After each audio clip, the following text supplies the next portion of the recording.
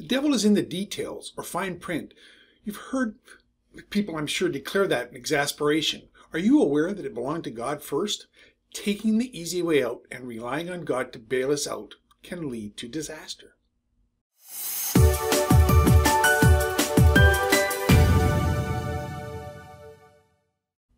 The devil is in the details. Consider this explanation in Wikipedia.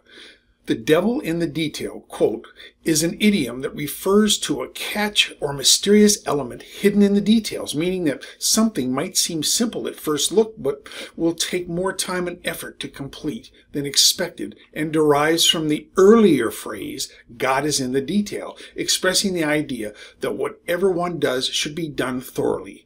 That is, the details are important. Now, let me ask you, did you catch that? God is in the details came before the phrase we know best. God is in the detail. That exact phrasing has been attributed to some different individuals, but most notably it was to German-born architect Ludwig Mies van der Rohe. He was from 1886 to 1969, and as I say, that information comes from Wikipedia. We hear the plural word details, devil-based one, more frequently today because it really does serve to warn us to be wary of something that looks too simple or too good to be right at face value. You'll also hear a version that reminds us that the devil is in the fine print. You've heard that one too, I'm sure. Now, aside from the insights from Wikipedia, details, precision, and exactness have always mattered to God, and He was there first. Every system and process in the universe operates within a well-framed, systematic, and precise framework. It may look chaotic at times, and think earthquakes, hurricanes, volcanoes as just a few examples, but the fact is that little things matter. Modern science continues to take baby steps, really, in comprehending the nature, functions, and complexities of even the atom. All right, so how did the original phrase of God being in the details become overshadowed by the devil getting the credit?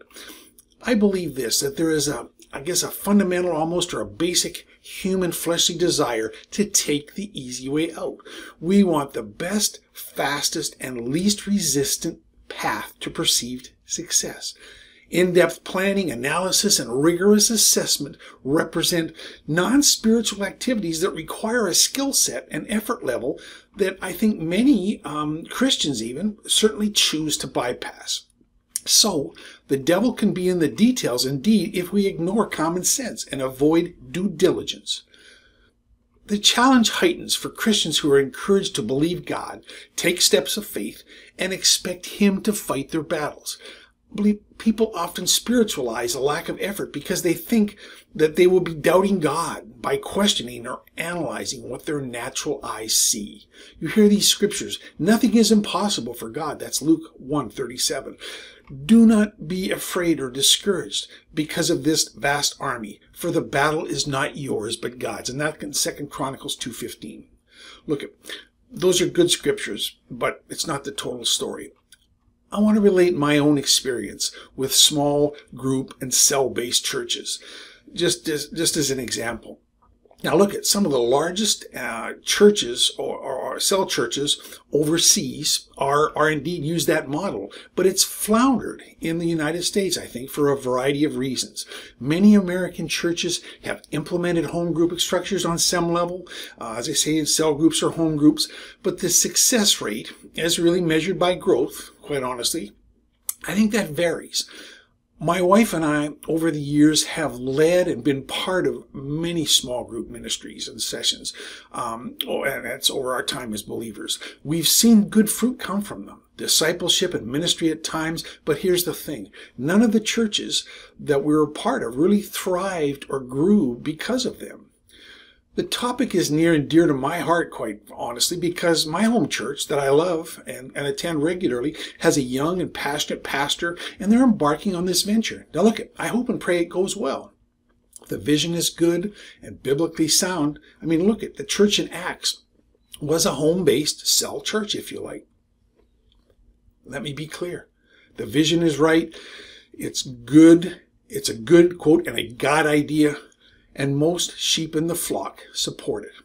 So, what's the issue? The other churches that I spoke about in our experience were generally healthy and were led by solid pastors who had sincere hearts. In retrospect, I believe personally that in most cases, inadequate training and attention to the details, the nuts and bolts of the cell church process, the small group process, led to the demise of these small groups. They began, grew to a point, and then stagnated. And really, and I'm not saying it's part of it, but quite honestly, even 3 of those churches eventually closed down. Christian business people and leaders, I believe, often err when they do not thoughtfully devise, implement, and monitor a proper plan. It's hard work. And I think it's easier to just many times ignore the need and just, quote, trust God to make it all work somehow. Now look at humanists in the world. They don't fall into this trap because they have zero expectation of a God really being involved in their success. They believe it depends 100% on their efforts and maybe some luck working together. I would contend for us as believers, there's a difference between a step of faith and a leap of foolishness. Let me ask you something. Do you have a vision or a desire for a ministry or business? That's a great start, but it's not enough.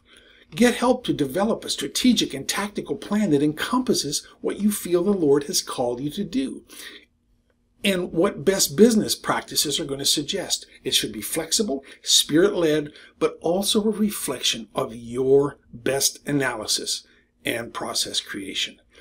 The devil is indeed in the details if we ignore the fine print, and he will work overtime to torpedo your venture through any number of ways. Look at Jesus' interaction with Mary and Martha in Luke 10:38-42, I think really illustrates the challenge. Mary spent her time at the Lord's feet while Martha attended to the preparation. Martha, in this encounter, comes off kind of poorly, but I believe this, that the churches and businesses need both types to be successful. What Martha was doing was important. We must pray, spend time with the Lord, those are priorities, and then perform the necessary tasks with excellence. God is indeed in the details.